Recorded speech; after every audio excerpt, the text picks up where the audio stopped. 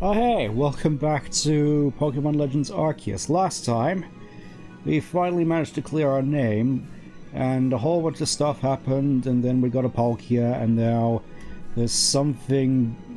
No, it was a Dialga. There's something going on with the Palkia up at the Temple of Sinnoh, from what I recall. It feels like it's been ages since I've played this, in all honesty. One thing I wanted to note is... I don't think I've actually seen this title screen before. I mean, it seems fairly obvious at this point of the game, it's just... I don't think it's something you'd see very often. Anyways, we may as well get started. As we left off on a bit of a cliffhanger last time, as we were supposedly headed back up towards the Temple of Sinnoh, now that we have our newfangled, if I can find it in here, our newfangled Origin Ball, which looks suspiciously like a Cherish Ball. Suppose there's nothing really stopping us now between here and the temple itself, so we may as well just go right away, unless... Nope. No side quest for us to do, so let's just move on out and...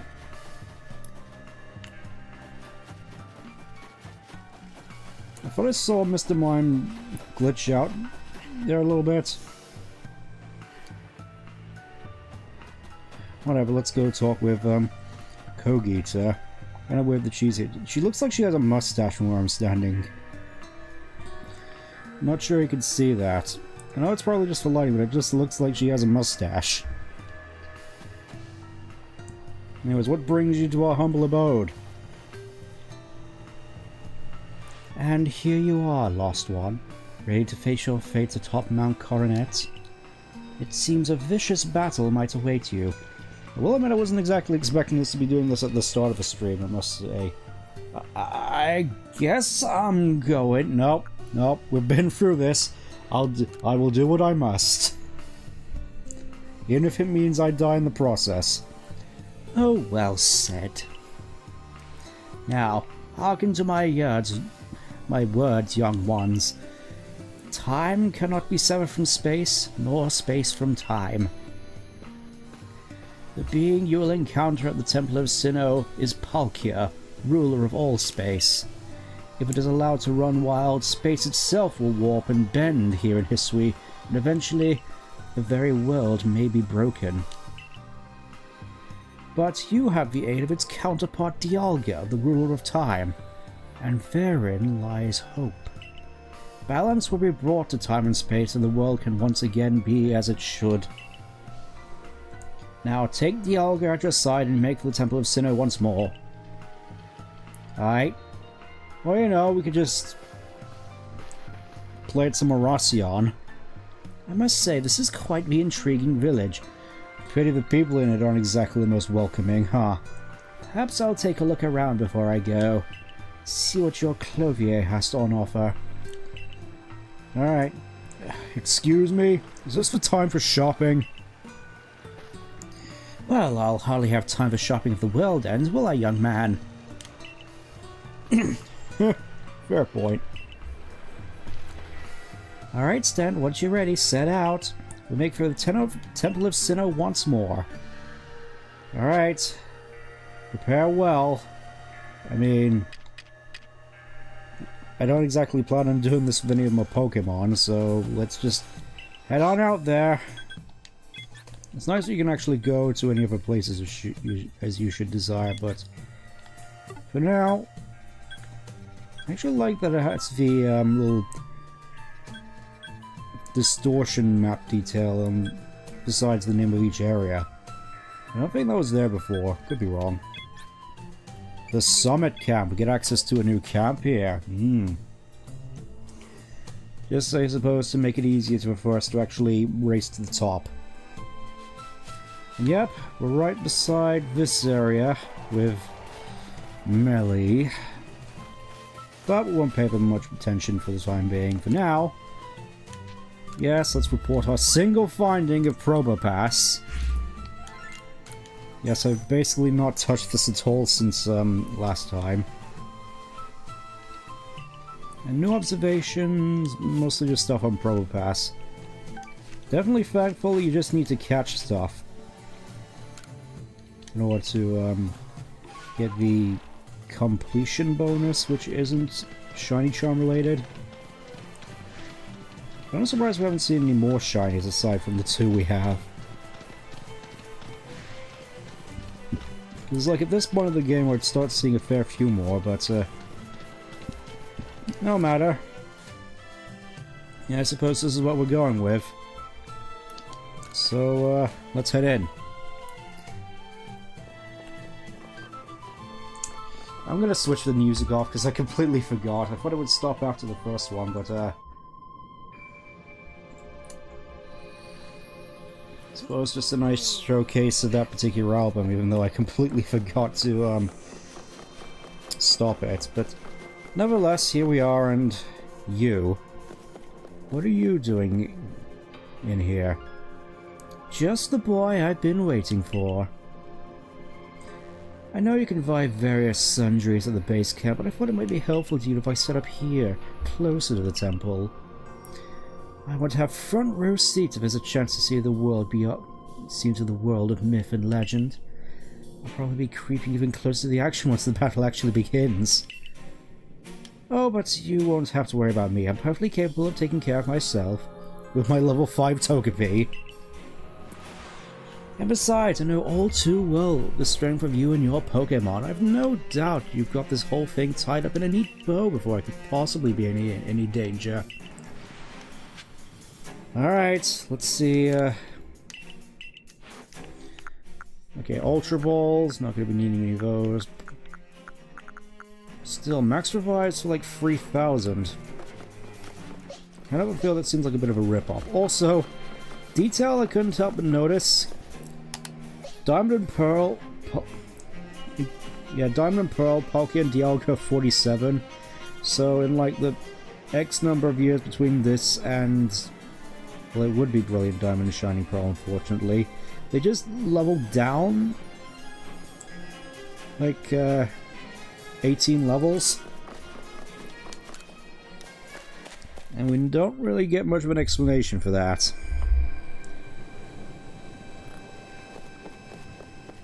Alright, here we are again. And everyone just teleported here right before me. Nice of you to just run on ahead of me and just leave me feeling like an idiot, like I need to catch up constantly. Alright. For so long I'd thought I had to eliminate any outside element that might threaten the people of Jubilife Village. Whether that meant banishing you or seeking to destroy the Pokemon of the temple, I felt it was my only path. But you've shown me I was wrong to think in such a way. Are you ready for this challenge, recruit? Yeah, let's get it over with. Hey, Stan, let's meet tomorrow together. What's that supposed to mean? It's a saying we got in the Diamond Clan. It means you hope you'll both stay safe. Perhaps it's worth listening to what the Diamond Clan has to say as well. We'll support you in any way we can, though I doubt you'll need it. We're basically useless. Stand. Protect Hisui and her people. Protect time and space for her Pokemon. Alright. Seems there's only one way to go.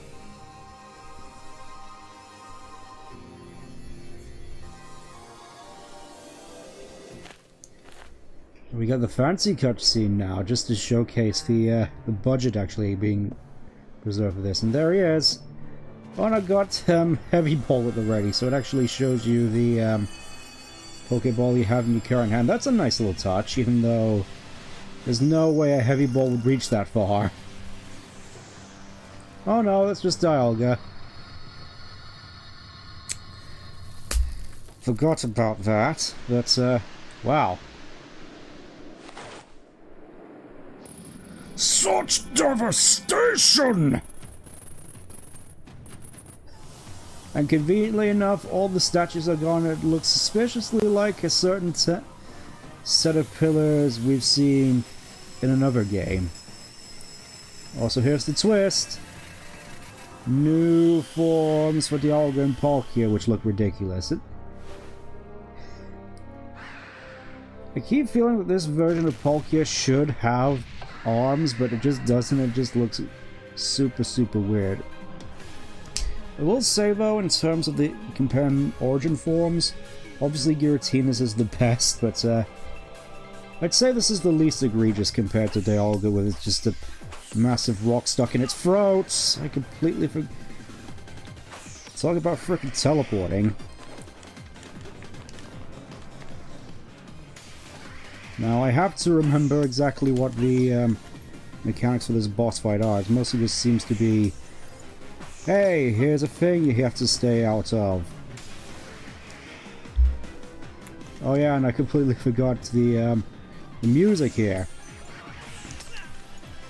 Nice little rendition of the classic Dialga Palkia theme from Diamond and Pearl, but for some reason they decide to make it Eurobeat. I mean, I'm not overly fussed about it, I just think it's amusing. Also, I'm guessing this is another case where I'm not going to be actually able to send out Pokemon for battling, though Hellfight seems to be going down fairly quick. Yeah, it's a bit of a rough start, but so far seems to be doing fairly okay. Belly up.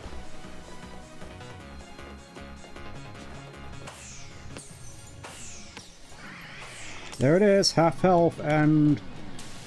okay. I know this is supposed to be a kid's game, but as someone who has played a fair bit of critically acclaimed MMORPG, these patterns seem fairly simple. Aside from the shockwaves, I keep forgetting about those.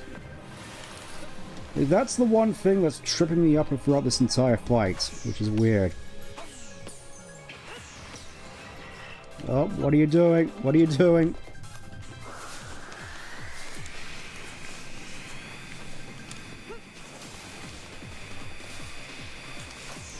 Alright, I think I actually have to hit it, I think. It's a stun. There we go. He was doing a little enrage there. I think we should be fine to just keep wailing on him for the moment. Whoa! Whoa!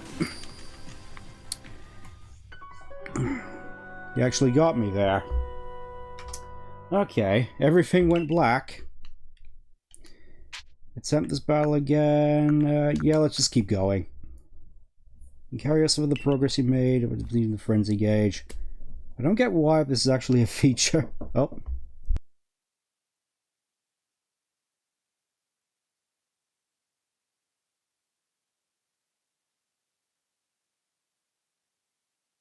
Just brought in some lemon cake. I'll just, hope you don't mind, just a quick little boost, I suppose.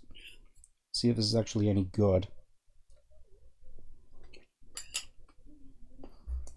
Yeah. It is pretty good. Well, we'll just keep going, I suppose, since it's giving me the option.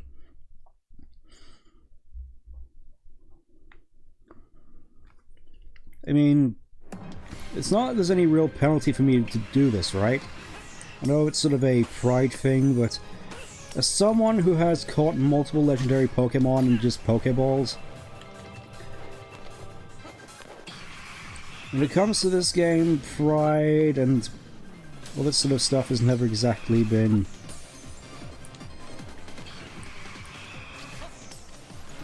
it's something I've grown wary of, let's just put it that way.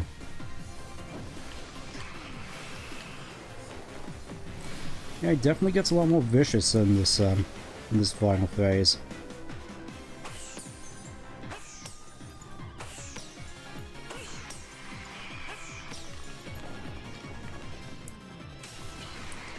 Never mind though, I think... yeah, one more should do it. Oh, that second one just comes down instantly. Okay, that's it.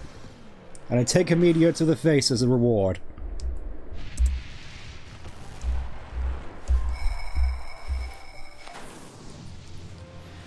And with that, my cruddy looking Cherish Ball. Well, I admit that's a pretty nifty catching animation.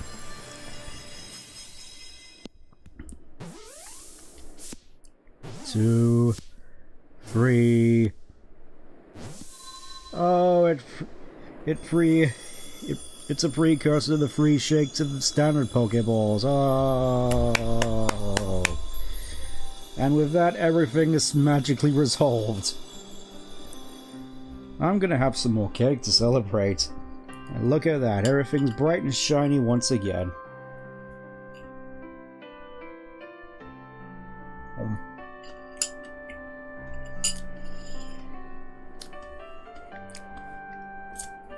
And everyone's here for the finale as well. Wow. He caught it. He really did it, didn't he? My eyes aren't lying, right? He actually went and caught it? Yes. Oh, good show. What a catch. You contained that fearsome thing in the orange ball. Yes, I am aware of that, Lavington. I was there. I did it. Absolutely astounding as ever, Stent. Thanks, Sinnoh. Formidable as ever, Stent. Yes. Ah! So even the commander sheds a tear now and then. Never thought I'd see the day. Yes, what a sight to have witnessed.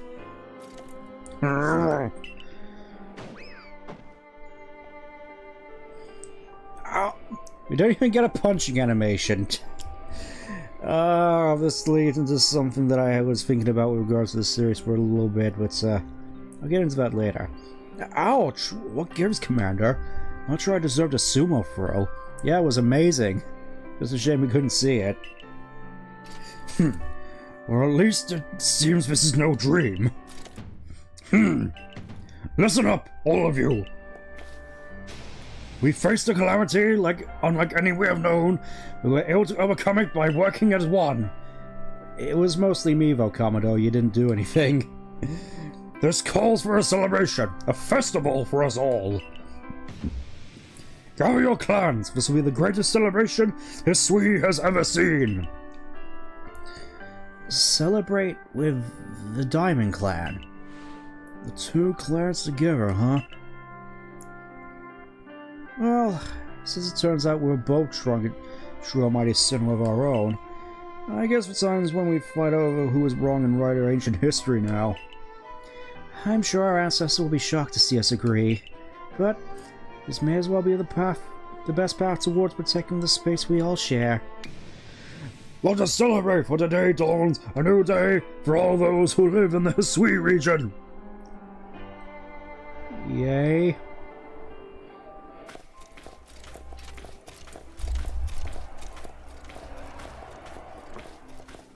Yeah, I have the windows open, unfortunately. Just, it's that time of year again where it's actually starting to get quite hot.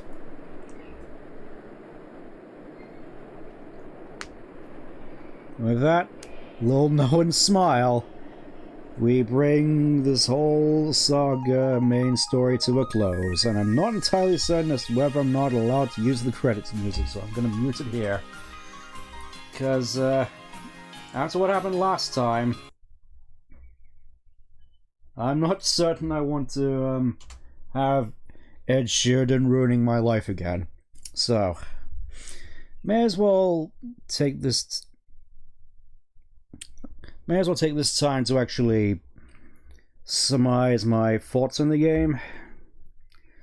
Like I said before, this is the most fun I've had with a Pokemon game since Gen 5. I think that mostly just comes down to the fact that, unlike the more recent games, it's not trying to... Basically, it dedicates itself to one thing, that being a single-player RPG, much like the games of old. Like, it's basically just like Gens 1 through 5, where the competitive was more sort of a byproduct, and with how stuff like EVs and IVs worked back then, it evidently showed.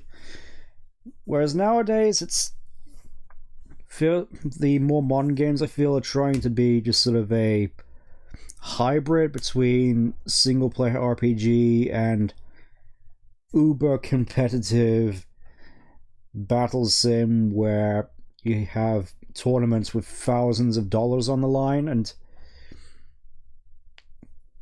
I think in trying to balance both, it ultimately accomplishes neither.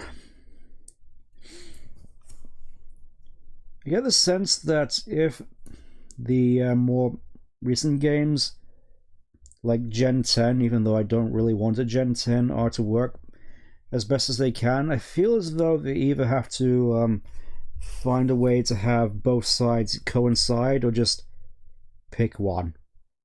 Just either find a way to meld the competitive and RPG elements more seamlessly together, or just do one or the other. Just have, you know, Pokemon Stadium 3 or 5, I believe.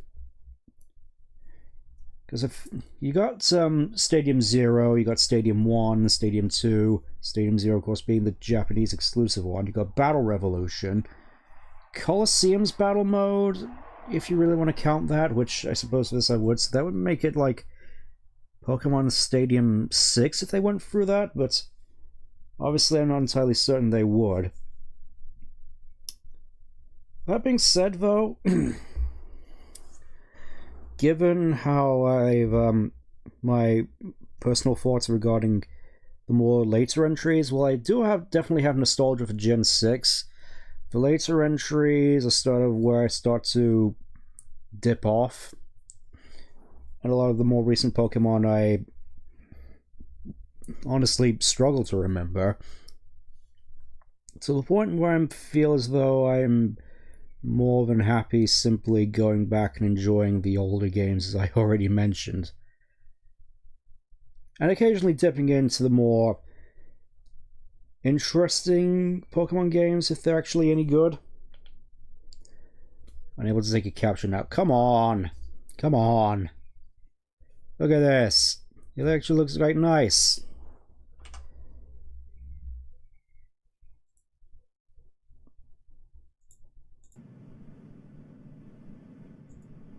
Even now my phone is beeping.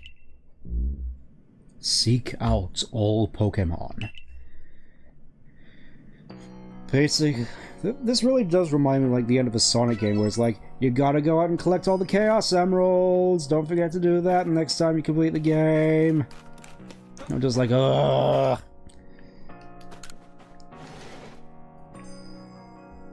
I'll be honest, once I've done all the stuff that I need to do with this, with all the other legendaries and content and stuff, like Daybreak, which is obviously going to be coming up soon, I kind of feel compelled to just put out a poll as to whether or not you actually want to see me do the Arceus fight, because, of course, that does involve the goal of seeking out all the Pokemon.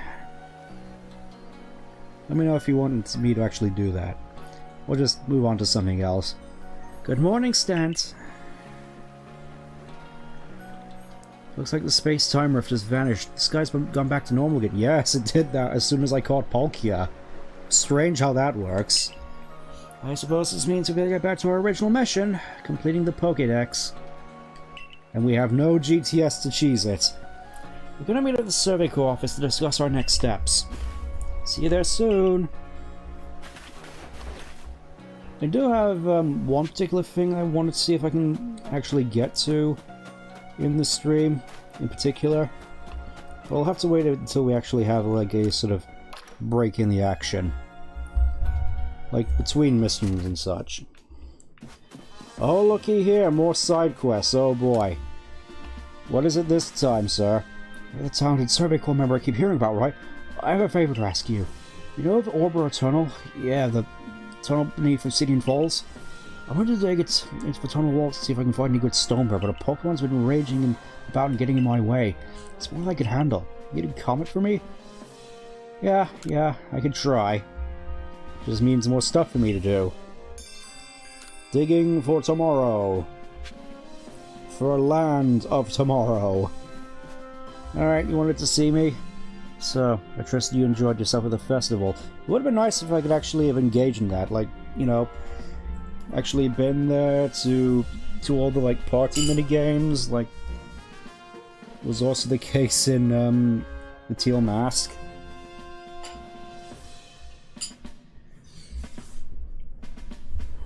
I feel like if Pokemon really wants to be the sort of lifestyle sort of thing, that it would be nice if I could actually sort of engage in lifestyle sort of things in the games, you know? Like, the festival thing at, in the Teal Mask, it felt like a perfect opportunity to have, like, classic, like, mini-games, like the goldfish one with the paper nets, or apple bobbing, or... I'm certain there's a fair few others that Japanese festivals are known for, as opposed to just running around on a Koraidon popping balloons. Again, just the bare minimum, which I can't help but feel, especially after seeing a particular recent Pokemon Scarlet Violet review, is the best way I can really sum up a lot of these more recent games, just the bare minimum. Like the fact that, wow, this is like the first Pokemon game in which we actually have side quests. Which, given all the RPGs that have come out during Pokemon's lifespan, like, since like 1995, it really does seem like the bare minimum. Anyways, you were saying? Sure did, I'm exhausted. I just woke up, how can I still be exhausted? Indeed. That really seems natural given the crowd. I believe last night was the first time I caught a glimpse of you making merry, Captain. I believe you must be imagining things. I never smile. Now, Professor Lamington, to business. What is the current state of progress on the Pokédex? I dare say we made quite significant progress, all in all. Although we could afford to put a little more evidence to our research tasks. And of course, it's hard to know how far to go in pursuit of some reports. Certain Pokemon have only been mentioned in Hisui's legends. After all, who knows if they're even real? And with how little we know about Hisui's history and the legend, it seems a tall order for us to tackle. Pardon, couldn't help it over here. If it's Hisui's history and legends you want, then I'm your man. Why, I've spent plenty of time researching such things instead of... I mean, while I also tirelessly do my work for the Jinko Guild, and I've visited many of the ruins and whatnot here in Hisui already. I imagine I could teach you a thing or two about any Pokemon of legend in these parts. Oh-ho! Music to my ears, my good fellow! Listen well, Stent. You are to learn all you can from the Merchant of Volo and work together as needed, for the sake of the Pokédex. We, meanwhile, will also continue to gather intelligence on Pokemon by other means. Understood. I'll set up at the Heights camp then instead. Be seeing you. How does he know so much about mythical Pokemon? Besides, I've got something I'd like to discuss with you too, so I hope you won't keep me waiting. Let me just finish off the rest of this cake and we'll continue.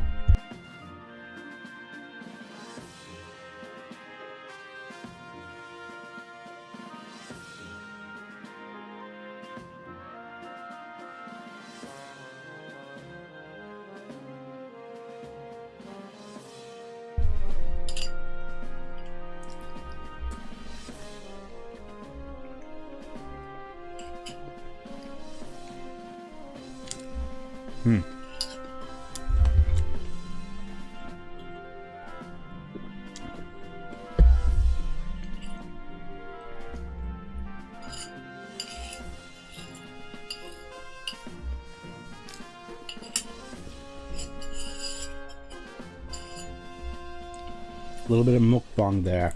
Anyways, before all that, there was one particular mission we received a while ago, which I think I want to tackle first, as it seems like the opportune time to do so. Oh, there's another one over there. Requests.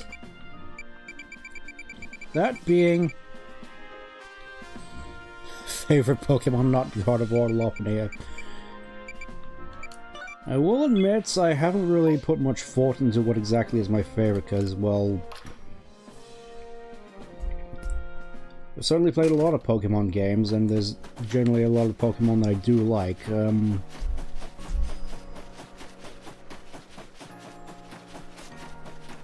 suppose a few names would come to mind, aside from, of course, God of War Lopunny. Umbreon, Azurill, Swampert... Sceptile is also pretty cool.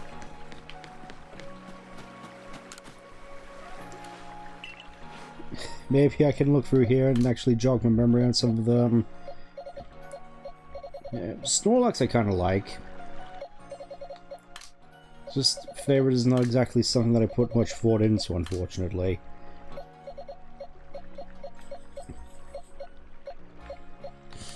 But I would, if I had to choose, probably Azumarill or Umbreon. Just have a lot of good history, especially with Umbreon.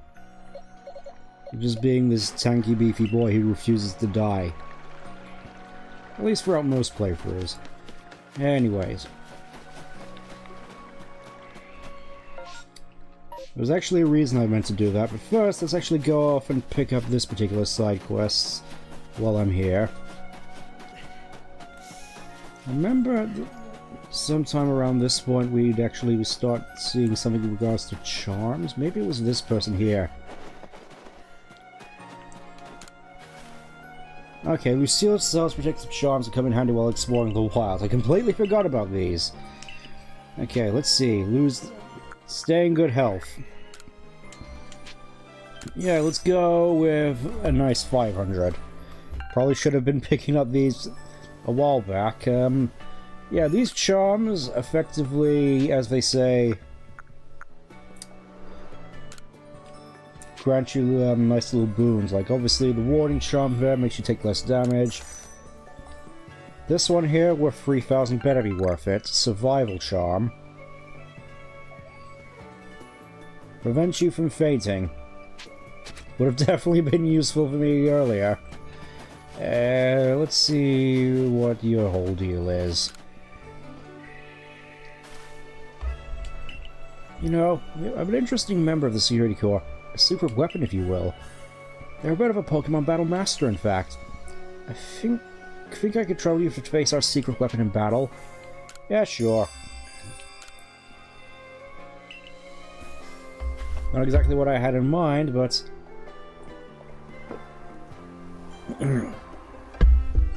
May as well get this out of the way. So I heard the news. There's to be a face-off between two masters. You know, I've heard our Corps secret weapon can even defeat an alpha Pokemon. Wow. Everything's set, come with me. Oh, a battle too fierce even for, the battlegrounds. Of course. Here's our ace in the hole, Rest. Please, Captain Zizo, I'm just a common guardsman. However... Oh. So as long as I stand in defense of this gate, I have no intention of letting anyone defeat me. The joke is, this one guy who's just been passing by this whole game is super powerful. Who knew? And indeed, he is truly powerful if he has the god of all Pokemon on his side. Even Dialga is terrified. Level 62 as well. This god of all Pokemon is not to be trifled with. Look at that, even tanking a critical hit. Oh, come on, you can do better than that. You don't need handicaps like... You know what? I'll give you a handicap. Try hitting me after this. Yeah, you see my back's turned. Wait, Bidoof can learn Shadow Ball? Since when? I have literally never seen a Bidoof use Shadow Ball before. I didn't even know it could learn it back in, like, Diamond and Pearl. Mostly because they just use Shadow Ball and stuff that actually uses it. Oh no, the common Garden Shinx! What a terrifying foe for the mighty Dialga to face up against. Look at that. Dialga has been slain by these truly monstrous gods among Pokemon. How can I possibly come back from this?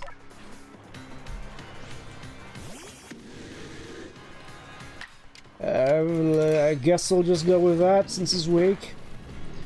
Oh, this is a really white-hot battle, I'll tell you what. Not the Starly!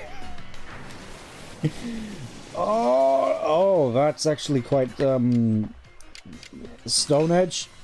Time Lord slain by Little Kitty. Quite right, quite right. Truly a master of the battlecraft. Well played, good sir. You broke from my defenses. I could do better than that, seeing as how I'm a guardsman. Level up.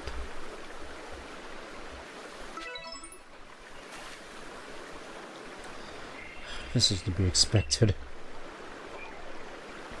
Setting up beyond the village and battling so many different Pokemon in the course of your Survey Corps work has made you very strong. You know, my first job as a guardsman was catching some Bidoof that seemed intent on infiltrating the village. Since then, I've kept many Pokemon from passing through our gates. Sometimes I'd slip up and let them in. Goodness, would some people let me have it. But I also befriended some of the Pokemon, and before I knew it, we'd grown strong together. I gained so much, all because I was trying to make sure folk could live safely here. I'm not entirely certain how you could get, like, level 5, like, Bidoof, Shinx, and Starly up to level 60.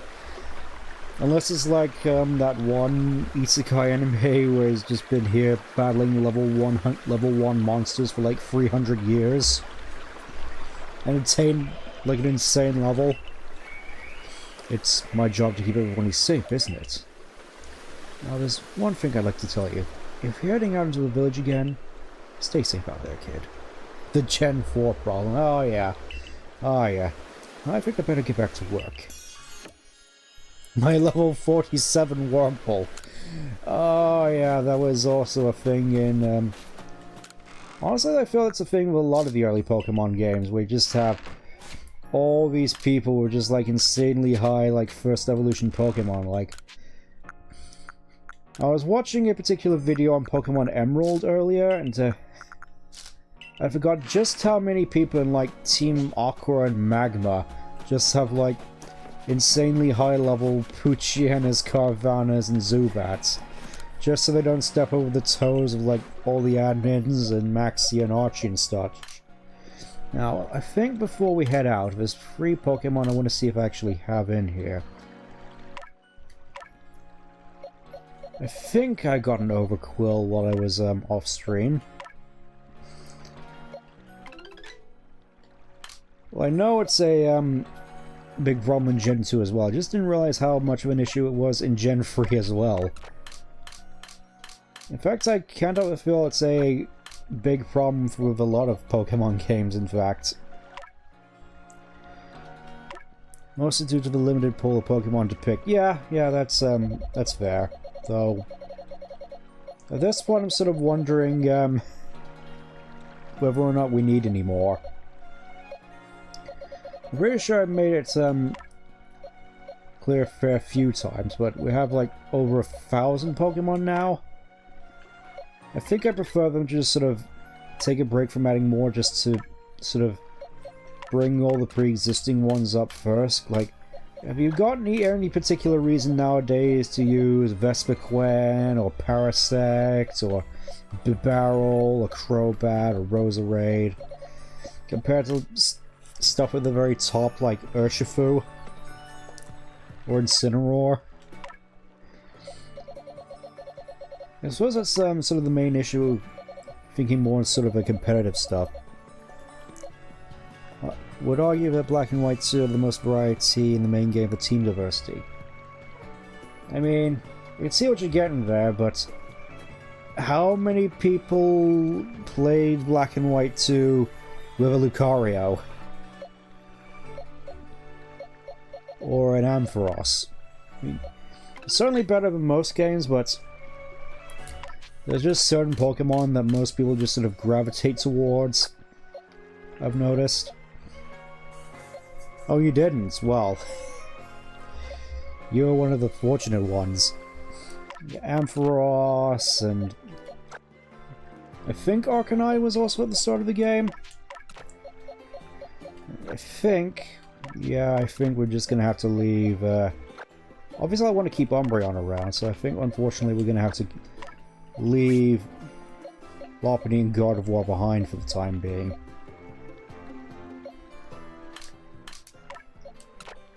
And just sort of put them in here. Because we're gonna be doing a particular side quest first. Yeah, you can catch a Growlithe early, Riolu was an obvious one. It's been ages since I played Black and White 2, though, to be honest. I do kind of want to go through it again at some point, though. Obviously, with the way mystery gifts worked back then, and even now, it really does sort of dissuade you from actually replaying the games, I've noticed. It's something I've noticed ever since, like, Heart Gold and Soul Silver with a lot of the events back then. Like the Latios and Latios one at Pewter Museum with the Soul Dew. And of course the Arceus one, where you could get yourself a free level 1 Dialga, Palkia, or Giratina. That was pretty wild, and honestly, I'm kind of, I'm not sure I want to say disappointed, I just feel it's kind of a shame there isn't anything like the Sinjo ruins in this game, like how psychedelic that particular cutscene got with Arceus and all the various different landscapes and stuff going on during its like creation ritual. That really was wild. Now then, I need to check exactly the Pokemon I need for this, because technically the clues for this aren't in the game. In order to figure out how to solve this particular side quest, you need to get Brilliant Diamond and Shining Pearl. So for this, I need a Mantike, a Weasel, and a Quillfish with huge spikes. Yeah.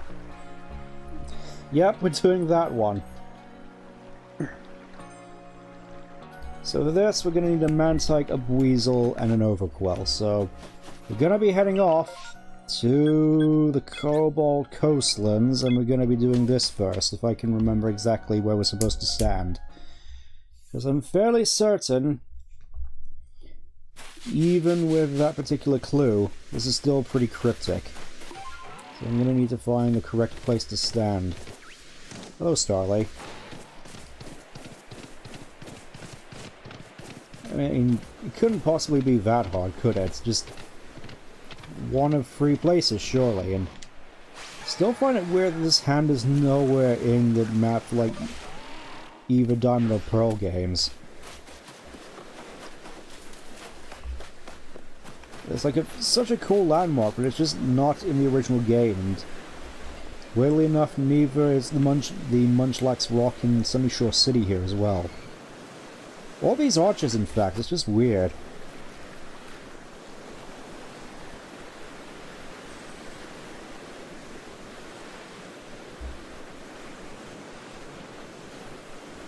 Okay, so I think we're going to need to do this at the evening. So, thankfully there's a camp near here, so we'll just rest up for evening. It's fairly simple once you actually know how to do it, but the fact that in order to actually access it, the information, you'd normally need to get another game entirely, just maybe degraded over time. I mean, possibly, but at the same time, the time frame between this and Diamond and Pearl is very, very nebulous, to say the least. Like I mentioned before, this setting has like the printing press and working Polaroid cameras with flash photography, yet plumbing doesn't exist yet.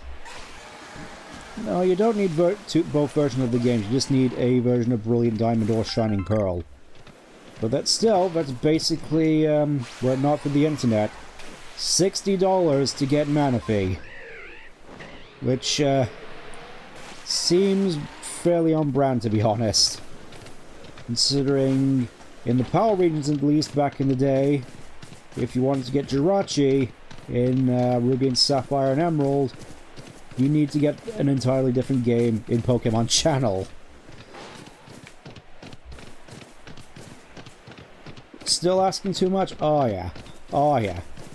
It's like, kind of hilarious, especially considering how cryptic a lot of these are.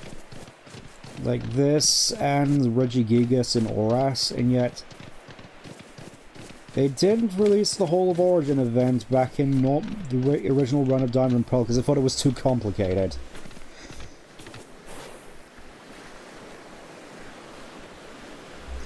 Okay, I think I actually need to be around the spikes, not just in the landmark here. Let's see what happens when I go...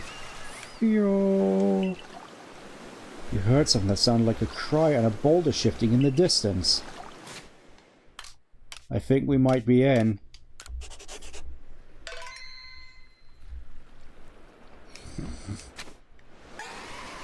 Alright, next stop. If I can actually remember where it is, we'll just head right over there. I'm hoping I have enough Pokeballs for this. It would be kind of awkward if I didn't.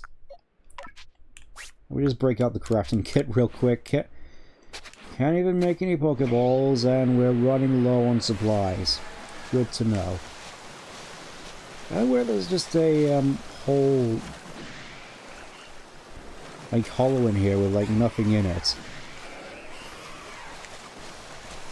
And there's a place we need to go, I think, is along the northern edge here.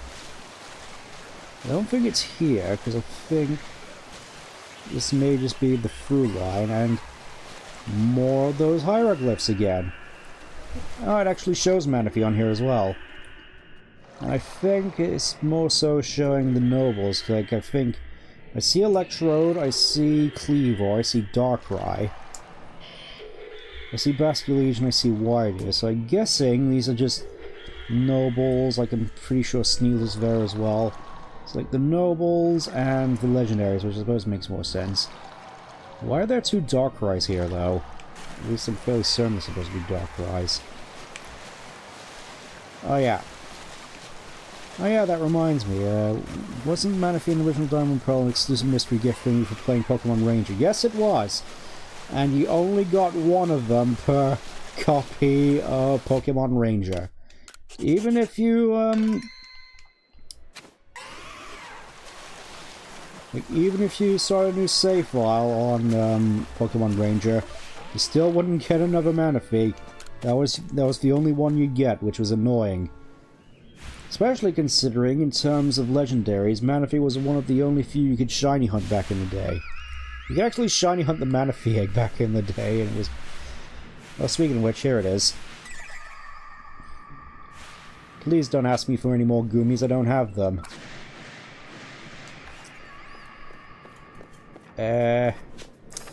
Okay, just generally quite, immediately aggressive, just spurting out boobles everywhere. Do I have anything for stunning? I don't. So, we'll go for Manaphy first, since that's the reason why we're here, and then we'll just pick off its, we'll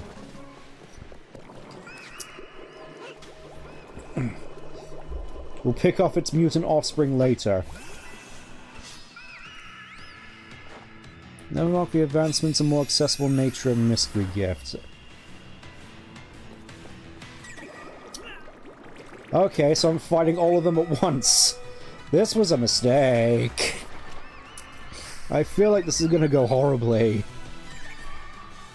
I mean, thankfully I got Umbreon, so hopefully we should be okay. I'm just gonna see what happens when I throw a Heavy Ball.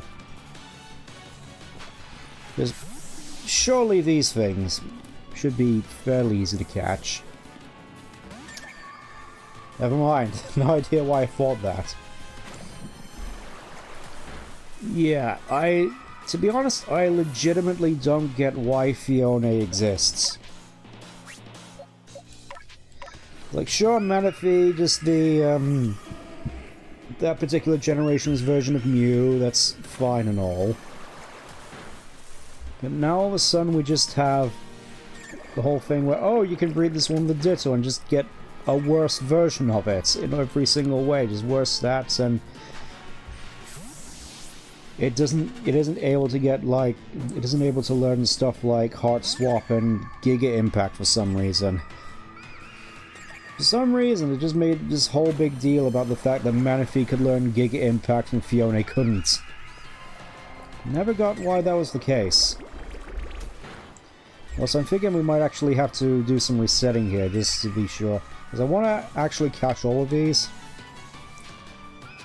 And I'm kind of worried that Umbreon is too strong to actually deal with all of these, so I guess we'll just see what happens when I do a Swift Snarl. Like, this is my weakest attack. Okay, that's fine. I was making a big fuss about it, but it turns out I didn't have to. They're just there doing the funny acid armor thing.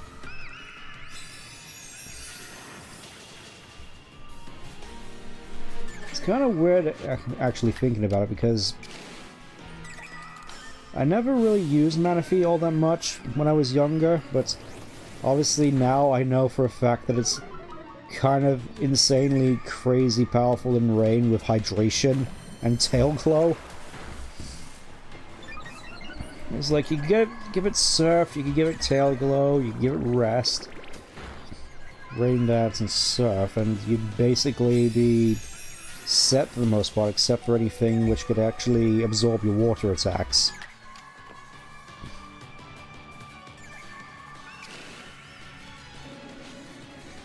Yeah, we'll just weaken down that one as well. Sorry, Umbreon, but you're definitely the best at this. They all did literally nothing. Right, I think it's high time I start clearing these out. So I think, now they're at lower health, we should have a better chance. Never mind.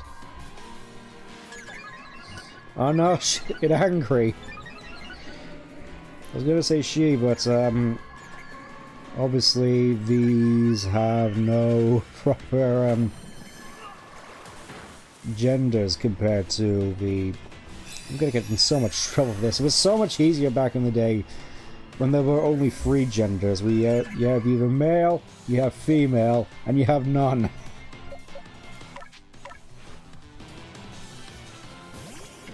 Oh yeah, I'm pretty sure I can tank basically everything except Moonblast now. That should be fun. Just thinking about it, I think the whole thing about making a big deal about Giga Impact, I think that was mostly just the this old strategy guide I had for Battle Revolution. It had all these recommended movesets for all the different Pokemon, and I really liked Hyper Beam for some reason. Just Hyper Beam and Giga Impact. Just like, throw all the like super powerful moves on it and it's sure to work. In fact, I think I still have it. I kind of feel compelled to go and fish it out. Give me a sec. This is gonna make for good content.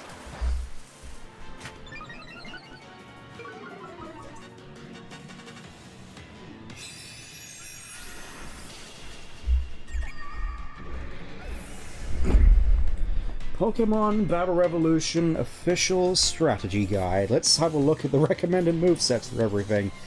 I mean, obviously there is some good information here, but the main thing I want to focus on is the recommended movesets. Let's have a look, for example, at Palkia. You got Spatial Rend, Draco Meteor, Dragon Claw, and Aqua Tail. No indication of, like, EVs or IVs or natures as such, just moves. So, Dialga, you got Roar Time, Dragon Claw, Flash Cannon, Draco Meteor. Cresselia, you got Psychic, Moonlight, Hyper Beam, and Lunar Dance. Heatran, Iron Head, Ancient Power, Fire Spin, Magma Storm. Mewtwo, Psychic, Recover, Aura Sphere, Future Sight.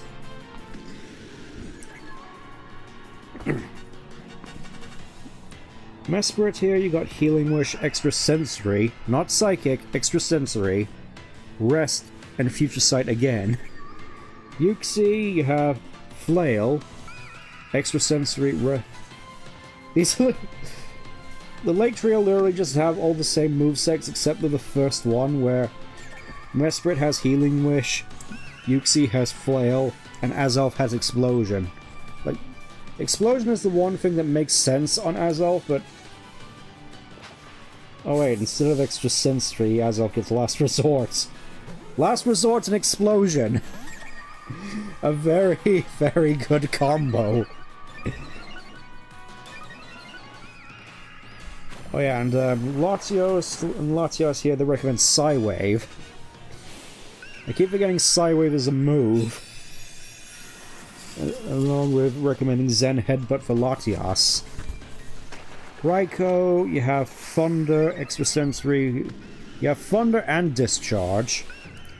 Groudon, Earthquake and Fissure, Fire Blast and Eruption.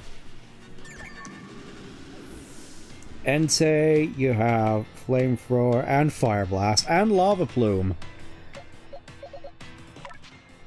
Suicune, Ice Fang, Hydro Pump and Bubble Beam.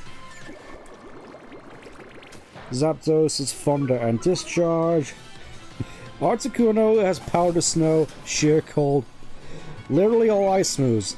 Powder Snow, Blizzard, Sheer Cold, and Ice Beam. And it's a similar story with Moltres with both Fire Blast and Heat Wave. Also, I think I'm going to have to reset here, unfortunately. That's a shame. Kyogre, you get Aqua Tail, Water Spout, Sheer Cold, and Body Slam. No Thunder. No Ice Beam. No Hydro Pump. Rayquaza, Outrage, Dragon Claw, Draco Meteor, and Hyper Beam. At least on Rayquaza it makes a little bit of sense, but obviously you want to go for your Dragon Dance. Regigigas.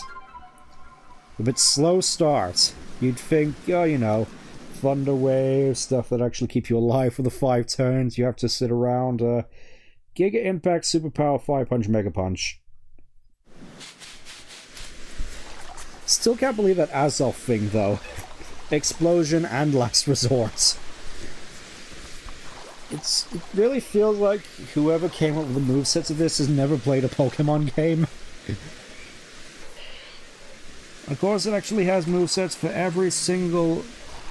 like, all the 490 Pokemon in here. No Darkrai, no Shaman or Arceus, unfortunately, so you're basically just out of luck if you're planning on using any of those.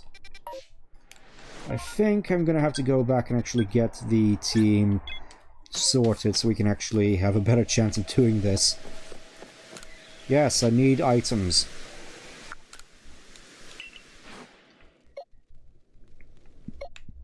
Maybe Dialga would actually be a good choice here, because of course it resists all its... It resists all of Manaphy's attacks. I think I have hiccups, unfortunately.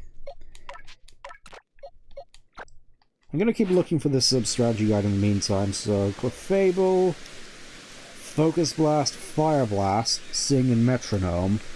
This is obviously before it has its fairy typing. Licky Licky, Brick Break, Lick, Slam, Power Whip, no explosion. Munchlax. This moveset, at least on paper at least, doesn't seem too bad, though obviously you'd want a little bit more utility. Zen Headbutt, Body Slam, Rollout, Facade. And at the Snorlax you got Curse, Giga Impact, Rest, and Body Slam. No Curse. Chansey, Double Edge. Enough said about that. Blissey, Charge Beam, Sing, Soft Boiled Egg Bomb. I'm still perplexed about as to Egg Bomb as a move. It just feels like one of those Gen 1 moves that feels like they could have easily been removed. I quite like what they actually did with it in Yellow Legacy, in fact, where they just made it a fairly powerful grass-type move as an alternative for Executor. Since, honestly, Executor was the only one who was really making most actual good use of it. And even then, you normally just want to just Razor Leaf instead because of the crit rates. Okay. Let's have a look at, oh, Slacking. No getting impact on Slacking, Waylates. Hammer Arm, Swagger, Punishment, and Feint Attack. Tauros. That seems fairly on brand for Tauros. Zen Headbutt, Giga Impact, Stone Edge, Hyper... Giga Impact and Hyper Beam! I just noticed. Also, I'm about to die.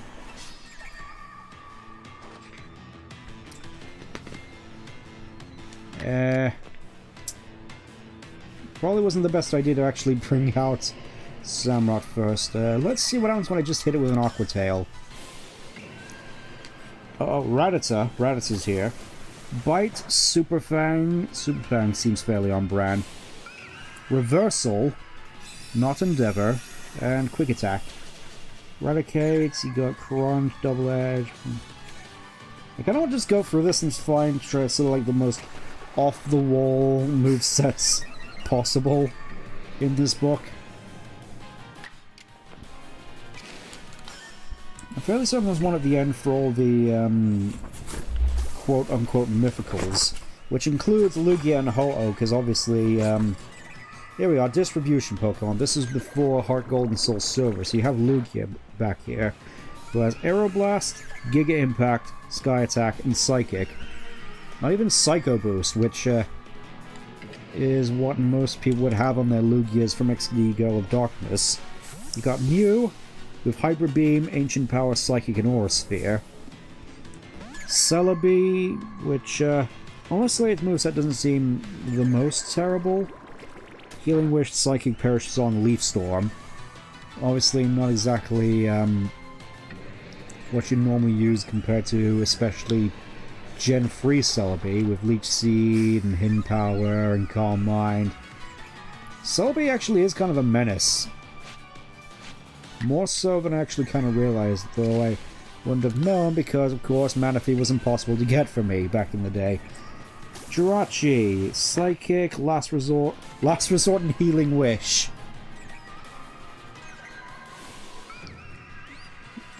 Last Resort, obviously, being a move you can only use when you've used all the other moves in your moveset, and Healing Wish, just like Explosion, killing you. And then Deoxys, Psychic and Psycho Boost. Zen Headbutt and Hyper Beam. Oh, it actually has a little asterisk here. You change its form by adding it to your party, standing in front of the meteorite inside the Veilstone City and pressing the A button. Speed form and defense form can be learned through TM as well. That's the Hyper Beam. And Fiona, you have Aqua Ring, Rain Dance, Dive and Surf. Dive and Surf. And right here, for Manaphy, you have Aqua Ring and Rain Dance again, and Dive, and Giga Impact for some reason. I don't get why the book just likes Hyper Beam and Giga Impact so much. Like, maybe if this was a Gen 1 guide, then maybe, but generally not.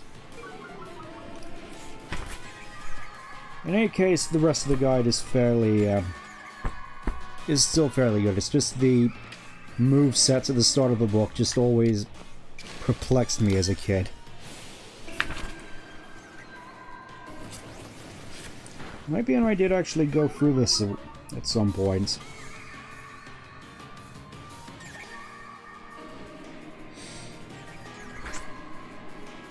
But obviously nowadays you probably just look this up on like Cerebi or Bulbapedia.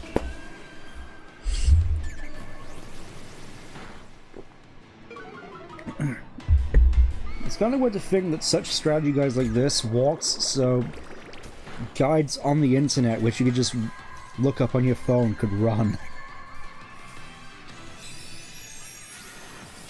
It really is just like some kind of a bygone era.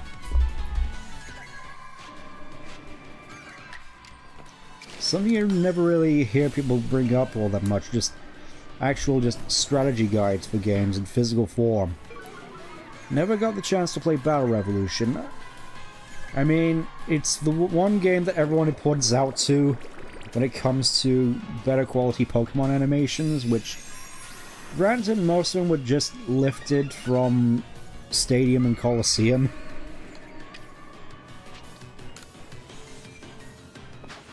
I would say recommending at least checking it out, but of course, like most Pokemon games, distribution for it is basically just back on the Wii when it was originally released. And you have no other means of playing it, so not much that can be done there, aside from the obvious alternative means, which I'm not even sure you could properly link up, properly link up a DS in order to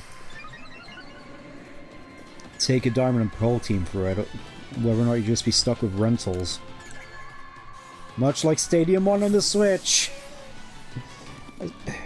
It's still kind of baffling to me, to be honest, just the fact that you don't have any sort of integration, even with the 3DS ports of the Game Boy Pokemon games, like,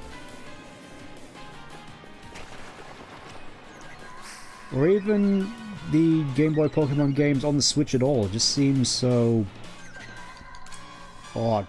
You have all these games which just print money even to this day. I'm pretty sure even now the Gen 1 games are just the highest selling Pokemon games in the series by just like a comically large margin. I'm just thinking you could easily just keep selling those on more and more consoles just so newer generations of kids can be exposed to these older games, like, hey, here's where it all began, and you can play it on your 3DS or your Switch or your Switch 2. But no.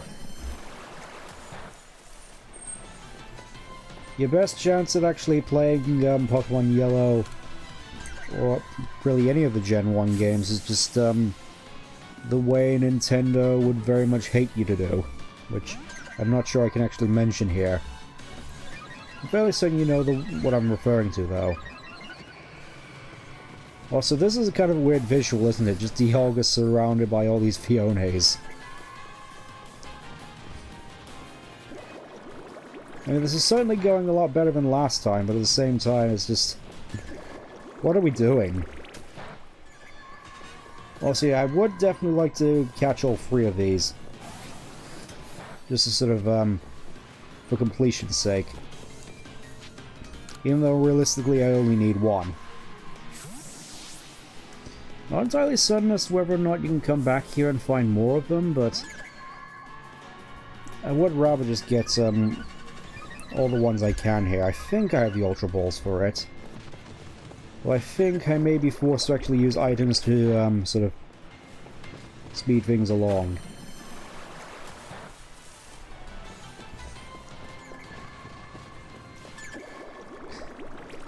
Look at it, just constantly showering it with bubbles.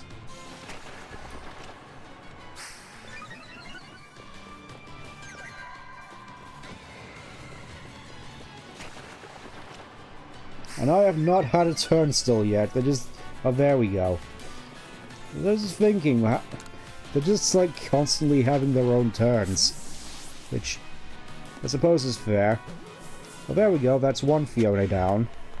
Which means we take less damage. How about that? Dialga was the key as well to this as well. Yeah, I think I'm actually going to be using an item here. Shock and horror, I know. This never happens usually. Though I'm thinking if I were to do a Sapphire Nuzlocke in the future, which was at least the initial idea I had, I would probably end up using items, to be honest, just as a means of, you know, baby steps. Like, this is gonna be my first Nuzlocke, I may as well just, dip my toes.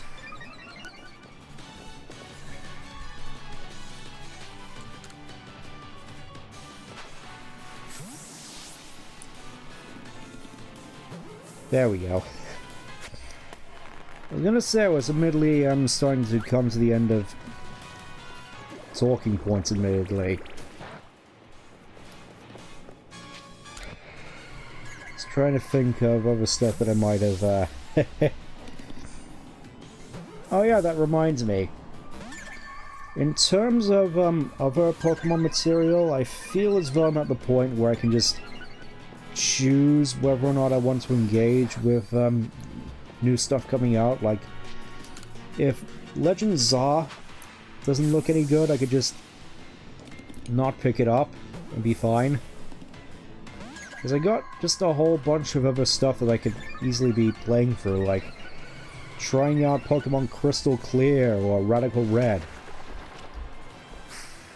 There's one neat little thing about Radical Red which I've come to really appreciate about that game in particular. I'm fairly certain there's also something similar in Inclement Emerald.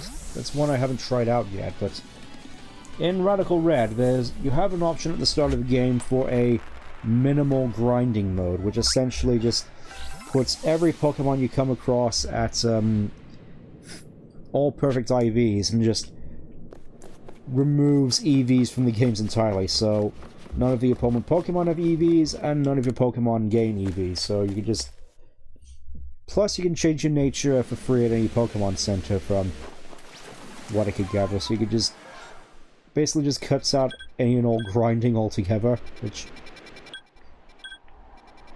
I will say, obviously I haven't gotten too far in the game, I haven't even gotten to the first gym yet, but at least conceptually, it just seems like a brilliant idea to me. It's just someone who wants to just dive in, pick up and play and enjoy the game without having to worry about sitting there for hours just grinding out EVs and IVs, which...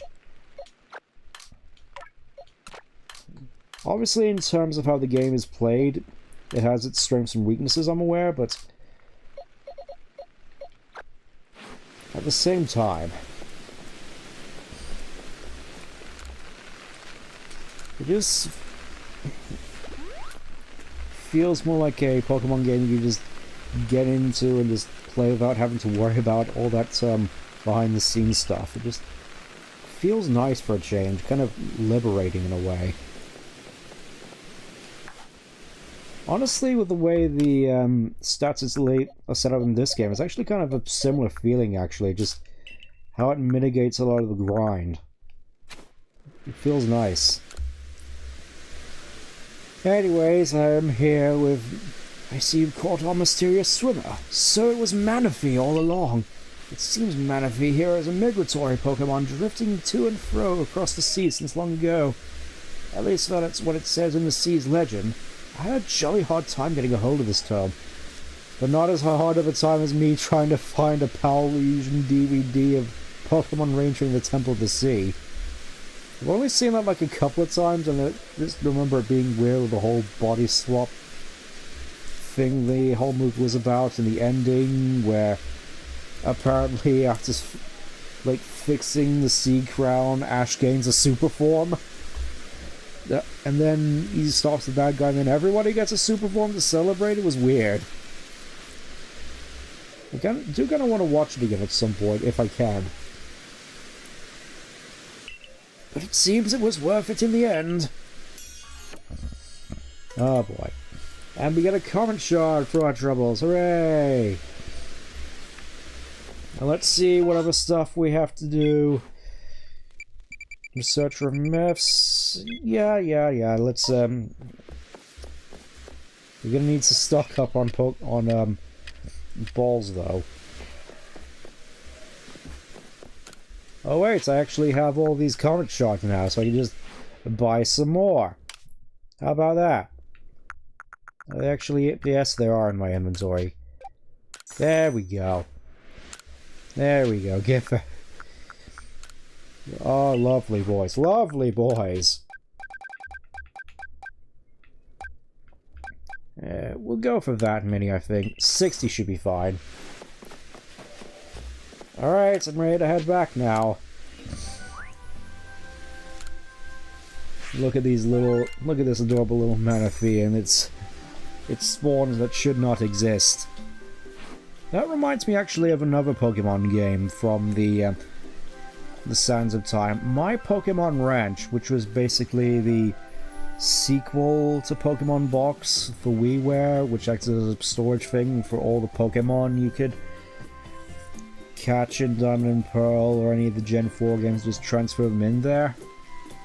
I remember specifically there was a thing where if you stored like 1,000 Pokemon in there, you'd get a Mew. And I never managed to do it. And I could never like dedicate the time to just catch like 1,000 Bidoofs and do it, which... Obviously, in hindsight, I'm kind of mad at myself for, but there was also a Mew event for Heart Gold and Soul Silver, so it wasn't so bad after all. Okay, so I only need to catch one of them. Good to know. Yep, let's return to the village and continue on with this,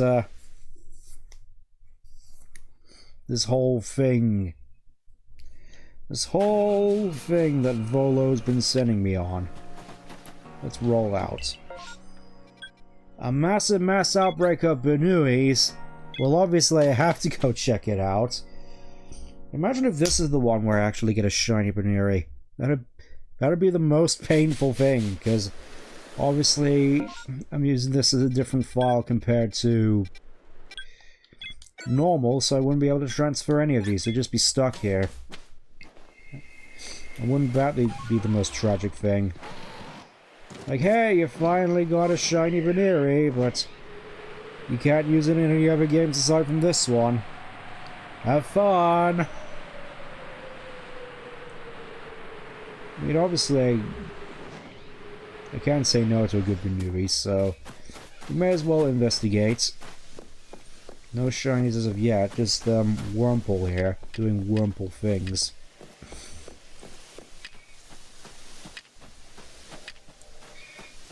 I will admit,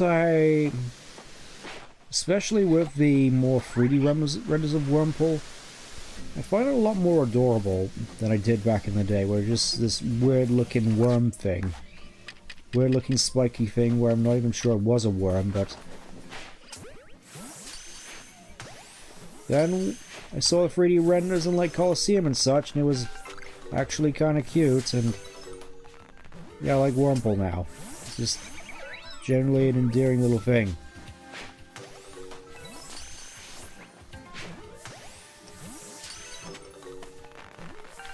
Without being spotted somehow. I don't think I've actually done many in terms of mass outbreaks, to be honest.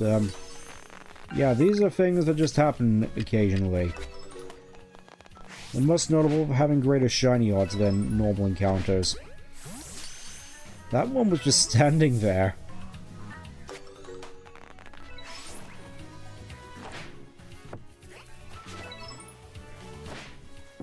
Yeah, I think I'm gonna have to resort to using the Ultra Balls for this.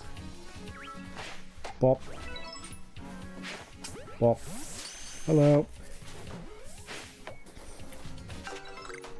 Oh, yeah, there was also that massive mass outbreak.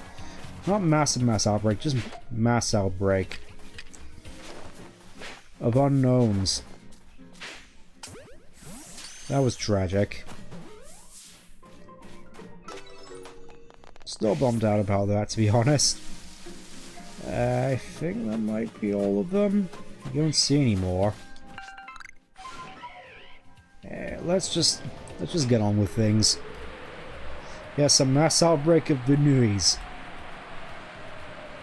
One thing that will admit is sort of throwing me off, especially after playing a little bit more Scarlet and Violet recently, is the fact that obviously after Indigo Disc, your mount gets the ability to actually just straight up fly.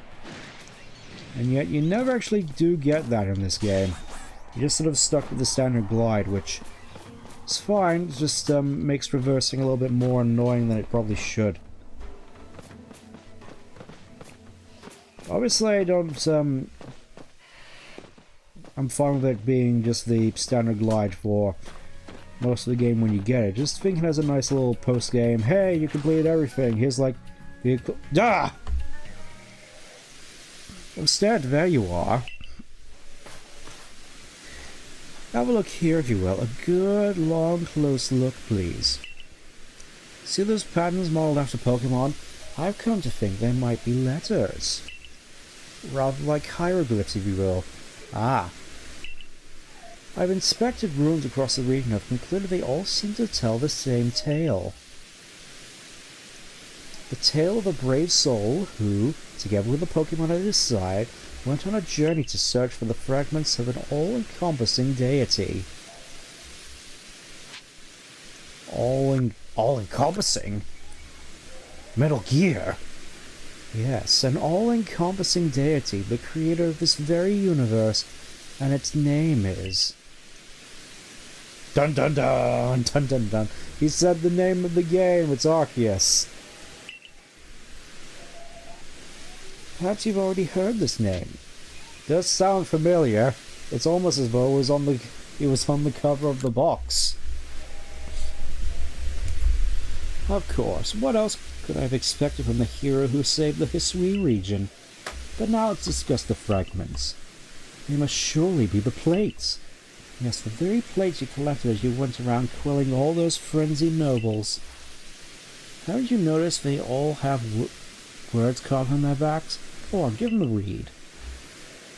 As I pull them out from the same hammer space as the Chaos Emeralds. You read the text engraved on the back of the first plate you obtain. That doesn't look like the metal plate. Or the bug plate. Well, the original one breathed alone before the universe came. This original one is none other than the Pokemon known as Arceus. So what do you say, sir? I think we should try to gather all the plates and use them to summon Shenron. And I've just got the idea to where to start. Join me at the heart of Grueling Grove. Oh yeah, I've been there before. Over there was a Heracross. He tried to bite me. Hello, Mai. What's up now? So we meet here again. I've been hearing plenty of your impressive exploits. Of course, I've always known you would impress us, ever since you dealt with that Alpha Cricketune for me. I've had my hands full as well. I've no idea why, but Munchlax keeps trying to run off in different directions. Munch! Munchlax, where are you off to now?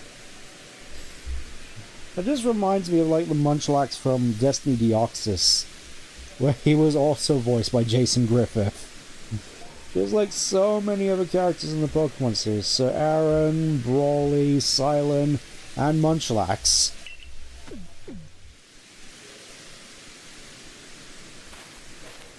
I'm not sure what he's focused on, but he just up and disappears without warning. Keeping track of him has been quite the task. Mun!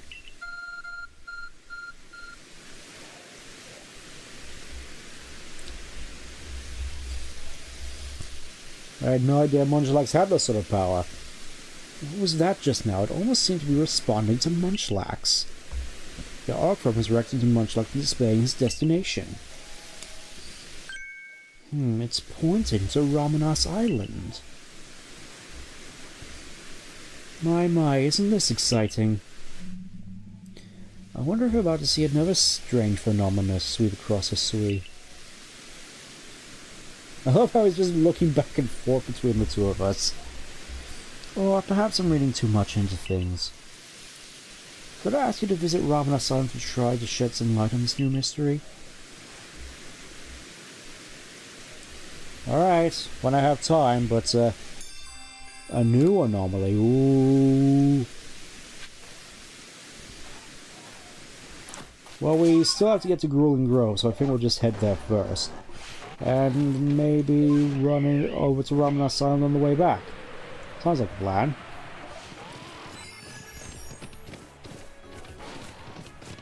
I've had a little bit more of a thought with regards to this game, like, especially seeing all the trees here just phasing in and out of existence, and especially the rocks they're popping in.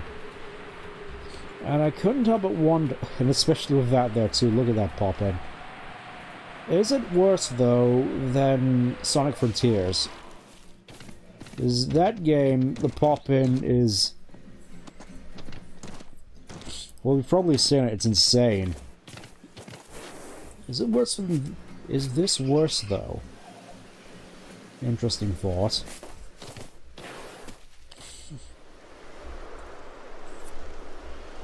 Alright, here we are. Now stands according to my own investigations. Well, an Alpha Vespiquen? Sorry, sir, but do you think you could handle it? Fine, leave me to do all the hard work, why not? Alright, I'm fairly certain we can handle this little Vespiquen. Not with George though, that's probably not gonna end well, and I just realized I don't really have a good bug counter.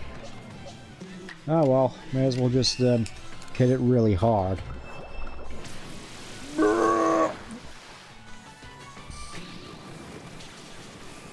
Oh, it hit harder back. It hit harder back. You know what?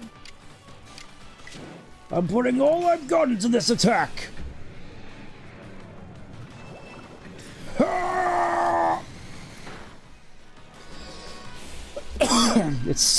It still wasn't enough. Poor Samurott. He's been for the ringer so often. Probably should have put quick attack on Lopunny for situations like this, in all honesty. Maybe I will. We'll just we'll finish it off with a nice punch. Bop. Defeated Vespiquen.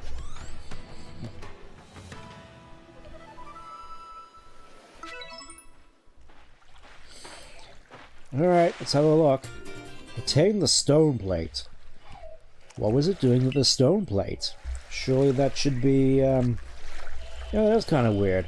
The fact that Cleavor gives us the bug plate and Vespiquen gives us a stone plate. Surely it would make more sense for those to be the other way around. Why did that alpha Pokemon have the plate we were looking for? Maybe it just happened to find the plate lying around. In any case, that's the only other plate I had any information about, so that's that. Yet, nothing seems to be happening, which makes me suspect there must be still more plates left for us out there to find. Not to worry though, I know the perfect person to ask. She's bound to know all about the plates. Kogita. The one and only Mistress Kogita, yes. You haven't had the chance to properly thank her for her help in obtaining the red chain, so am I right? For more reason to pay her a visit. So, onwards to the ancient retreat. Well, hello, Heracross. The biggest boss. I know you like sap, so what happens when I give you... any day now... There we go. Have a honey. Have a honey. See how you feel. See how you feel with that. Because I know in the anime you were all about sap. Come on. There we go. Got Heracross again. Didn't even realize I got it the first time. Anyways, more Banerius to catch. I think we can go over here and see if there's any more before we head off to Ramenas.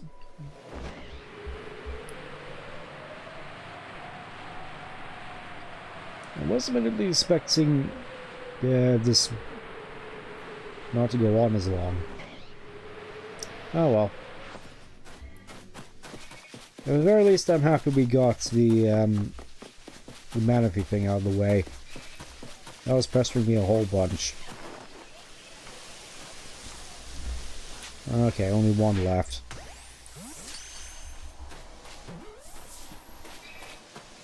Gotcha. Alright, let's see what's up at Ramanos. This better be good.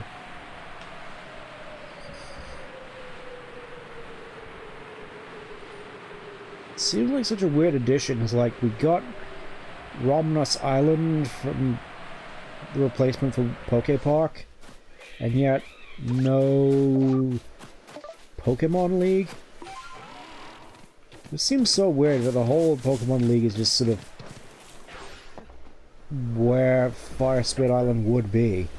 Also, I'm pretty sure I came from the other direction. Seems this is the place my Munchlax was interested in. Legasp. Oh. Hello. A bunch of vengeful spirits back from the grave. I think that one just woke up. Better report back to my about the Zorua.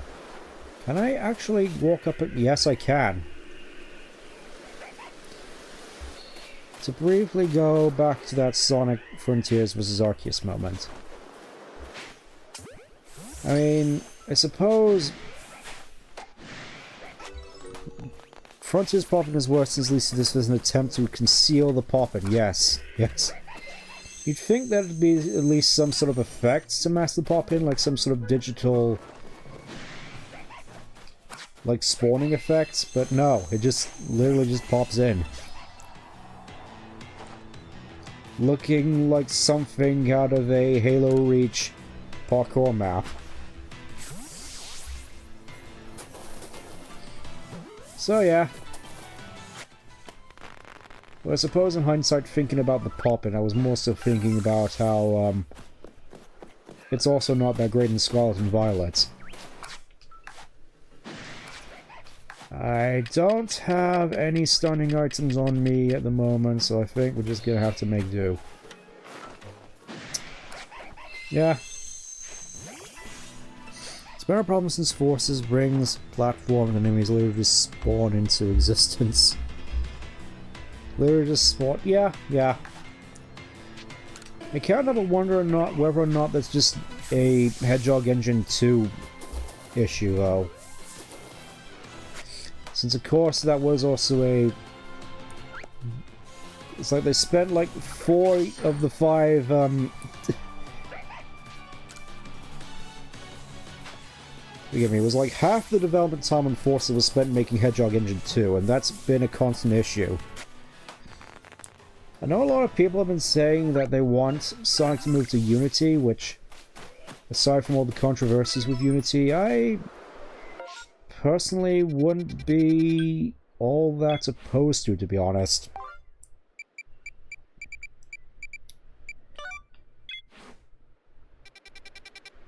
Because it's sort of been made clear to me that I'm not entirely certain whether the Hedgehog Engine 2 can really, I suppose, live up to what they want to accomplish with it. Like, obviously they want to make, like, a Frontiers 2 bigger, bolder, more refined, and I'm not entirely certain whether the engine will be able to match that. Done with your investigation? Please, tell me what you found. A mass outbreak? That hardly tells me anything. What kind of Pokemon did you see then? Those spiteful foxes. Zorua. Spiteful fox Zorua? Well, you came across a rare Pokemon. I've seen them in the Iceland before, but not here. So was that it, Munchlax? You were curious about Zorua? Munch!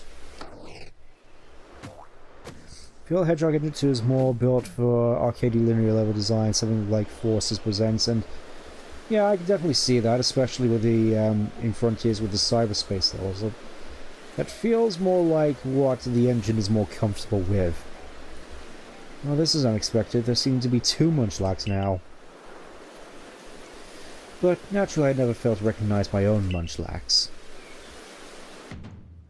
It's you, right? Not the Munchlax next to me, it's the other one. The joke is that it isn't. Surprise! Mom. This is getting out of hand. I can't help but feel that Munchlax just looks like something out of Sesame Street. So it was Zorla. How odd for it to appear in the Fieldlands. Mon. I only hope this isn't an omen for something unpleasant yet to come. Consider this your bad omen! As a precaution, it might be best for you to report this to your captain. Alright. Report back to Silene. Here we go. I can probably just return from here, actually. Hold up. Hold up. I don't need to go all that way. I see you've caught a whole 17 Pokemon. You're definitely slipping, my young man. It's Omen time. Admittedly, I'm not entirely certain as to whether or not I want to go back to Omens at some point. I mean, I already played it once.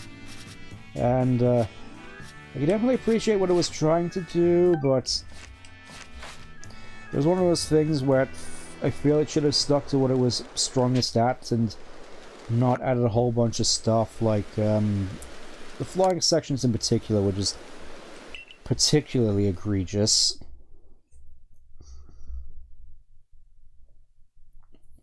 I had a lot of bad experiences with the flying sections in Frontiers, especially the last one. I'm fairly certain I already made some issues I had known with the plot of Omens.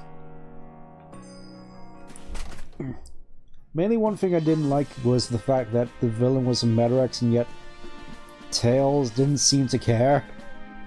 But you'd think that the fact that the Metarex survived, Tails would want its head mounted on his wall after all the stuff he went through in the Metarex saga with Cosmo. Having to shoot his plant girlfriend in the face. A gathering of Zora in a place other than their natural habitat. Could this have also been caused by the space-time rift? I suppose we don't know enough to say for certain. At any rate, thank you for your report. I think this means we get access to massive max outbreaks now. Munch! Stat figs are growing worse. As we parted, Munchlax reacted to several different locations. There were mass outbreaks in each of them. Simultaneously at multiple locations?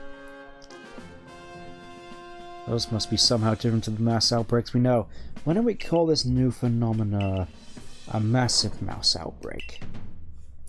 Your new orders are to investigate this massive mass outbreak. Yay! Sounds like I can keep counting on you to keep investigating. Well then, I'll be waiting for you by the front gate.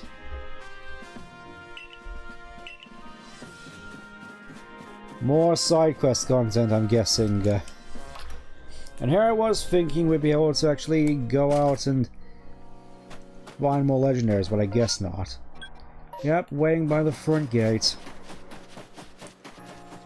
There she is. What can I do for you today, Mai?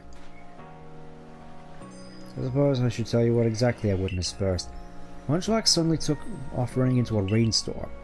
I tried to stop him lest he get wet, but when I saw those mass outbreaks appearing all over... Perhaps it was the massive mass outbreaks that Munchlax was so curious about. Mon! If that's the case, Munchlax might be able to help us investigate this phenomenon.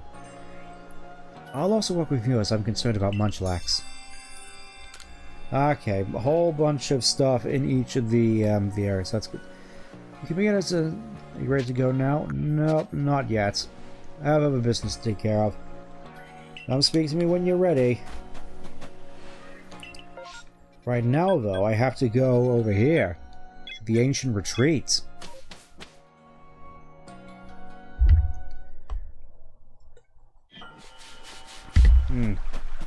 There goes all my water. Alright, it's definitely been a while, Kogita. Let's see if she's been doing alright in this tent of hers.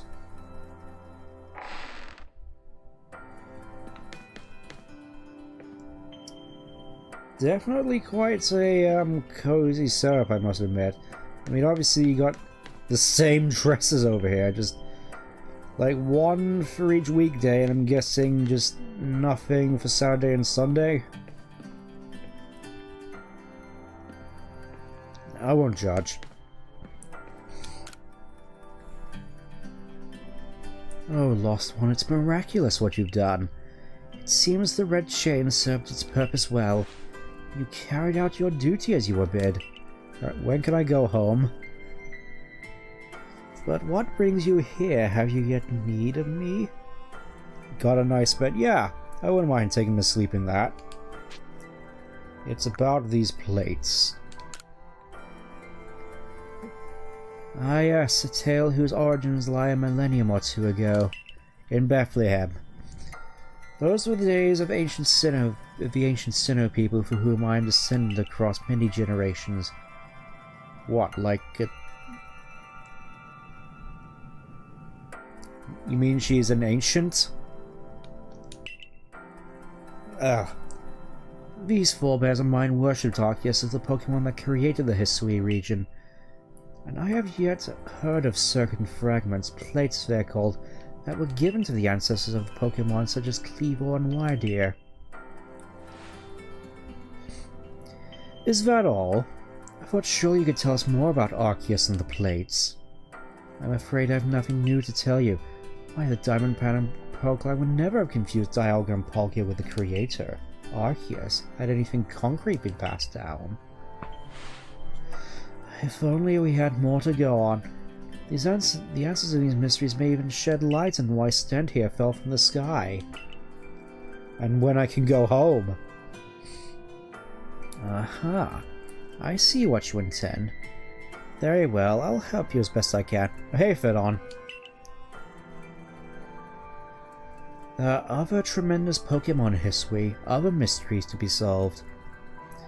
Wish Media was more creative with the names of an ancient race. Yeah, well, I'm fairly certain there's so many combinations of names you can think of where until you just throw up your hands like, forget it, they're just ancients.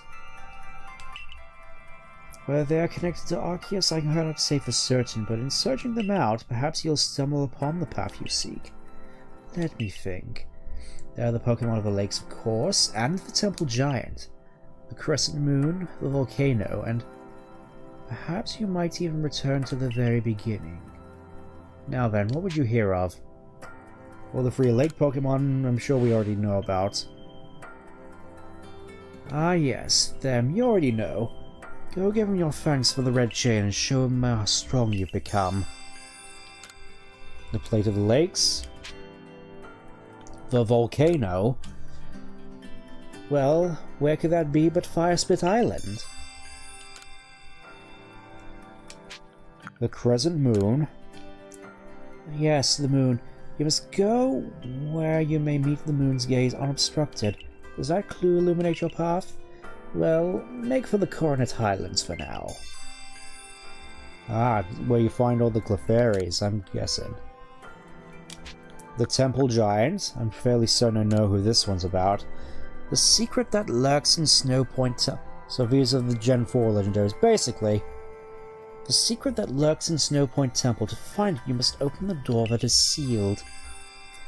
Unfortunately, I don't have the prerequisite other Reggies to help me get through there.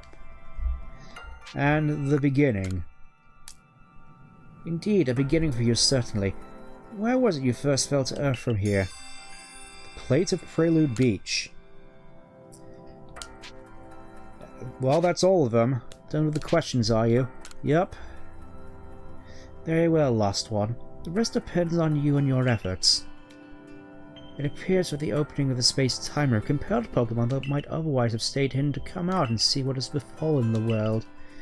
I hope you succeed for your own sake and for that of the Pokédex you labor on.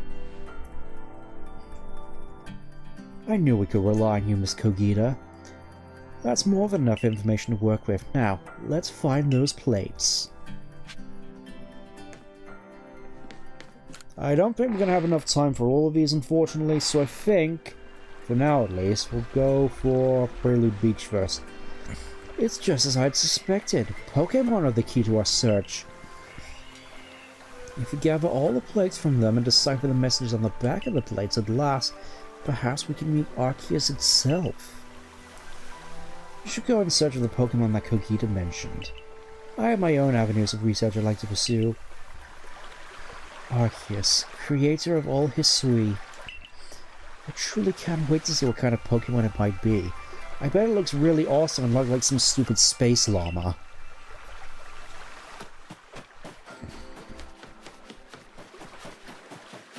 Alright, I think for the time being we'll just go and check out what's up at Prelude Beach. Guess what? We're gonna meet God!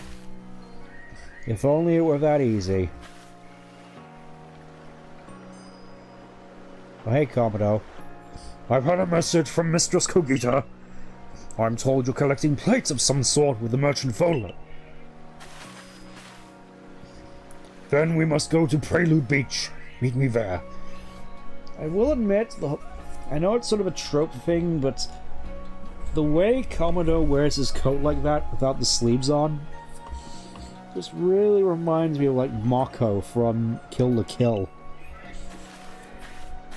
In like her, I forget the name of the outfit, her delinquent looking outfit. The one where she's president of the Fight Club. With the golden knuckle dusters. There's so much stuff that I feel I should watch again at some point, but I've never actually gotten around to. You know, all the Pokemon movies, Kill la Kill, etc.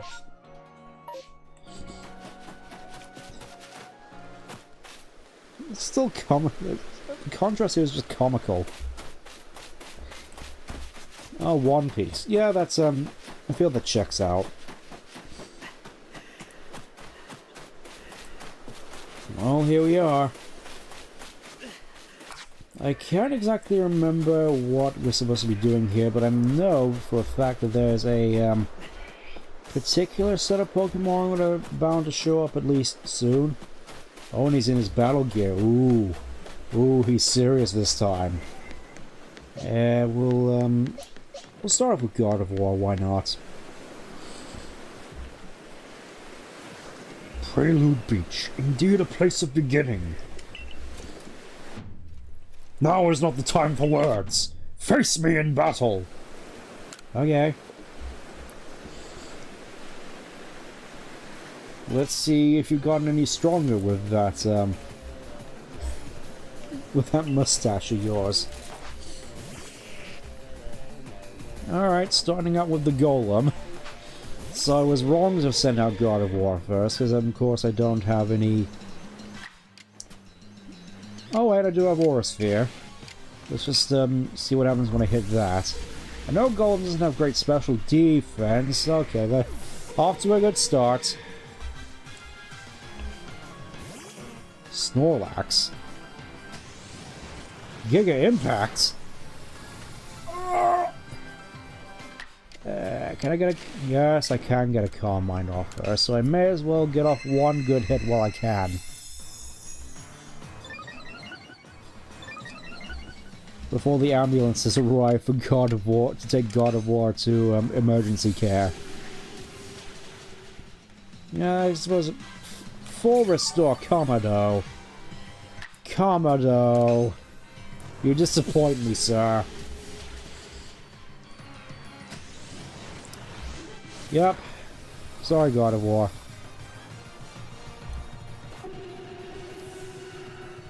Seems like she can't catch a break. Alright, sending in Machamp. I'm sure Machamp can clean up just fine, just fine. He has 5 Pokemon, by the way, I just realized.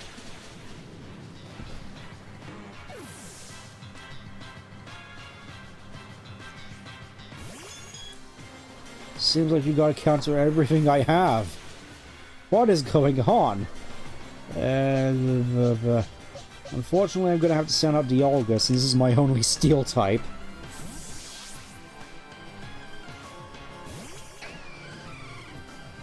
Alright. Oh, I got a free turn, so, Flash Cannon.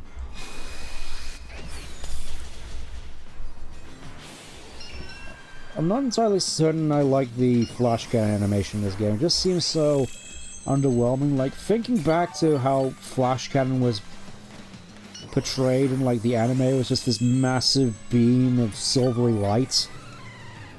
There's this massively powerful move. I mean, obviously it's not Hyper Beam or anything, but it was at least semi-powerful.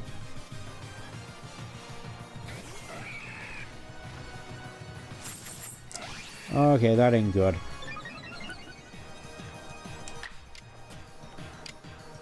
I'd love if I could just hit him with strong style.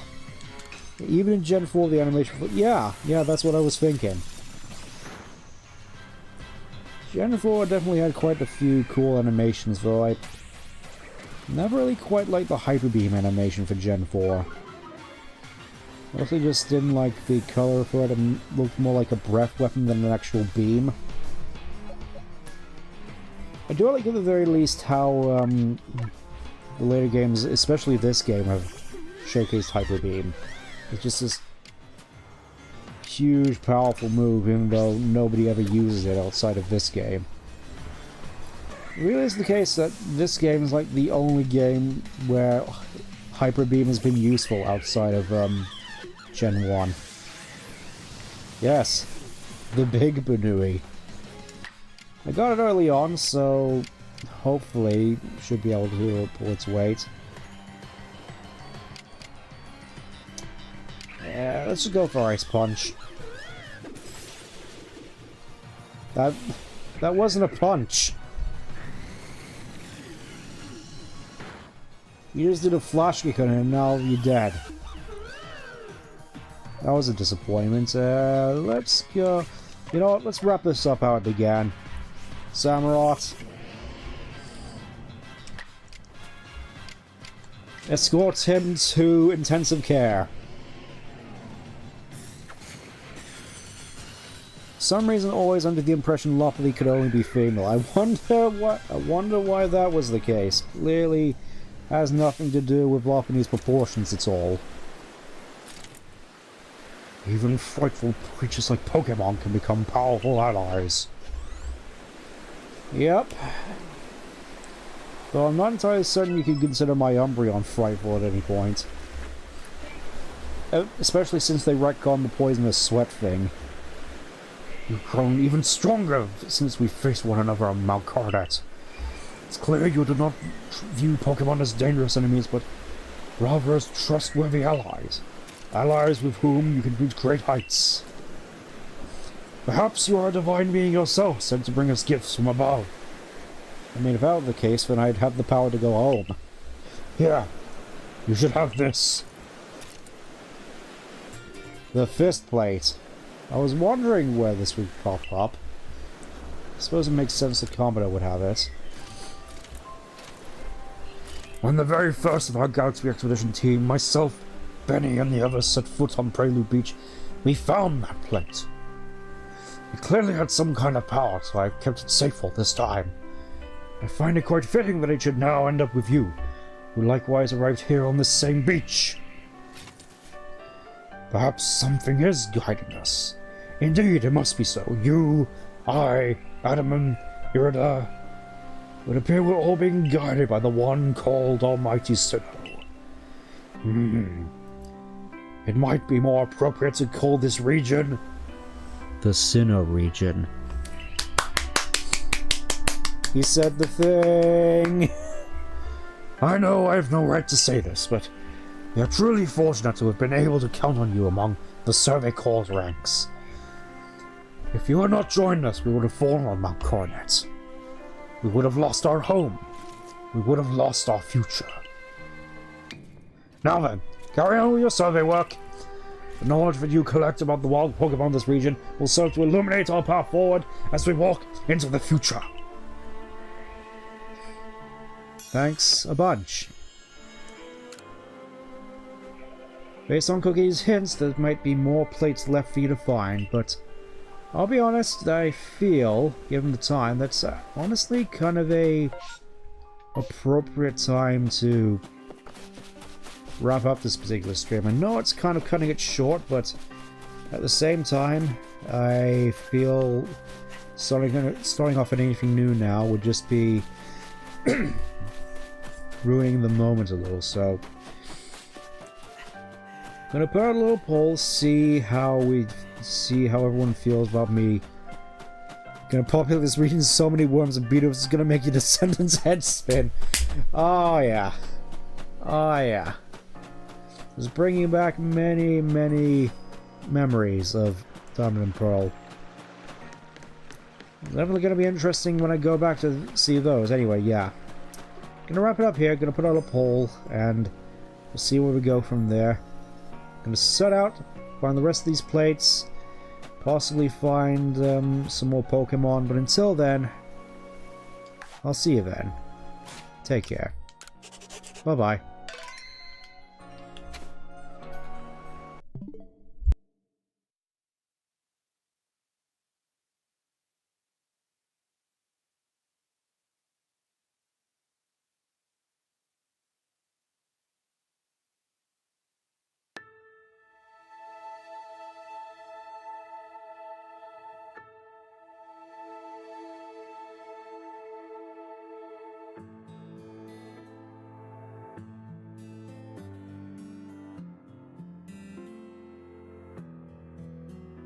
Biting cold, feel your body numbing slowly. Can you hold yourself up on your own? You tense and shiver all throughout the night, feeling things you've never known. The whispers calling your name, telling you to find whoever you're meant to be. All ahead is empty, no foothold in sight. Futures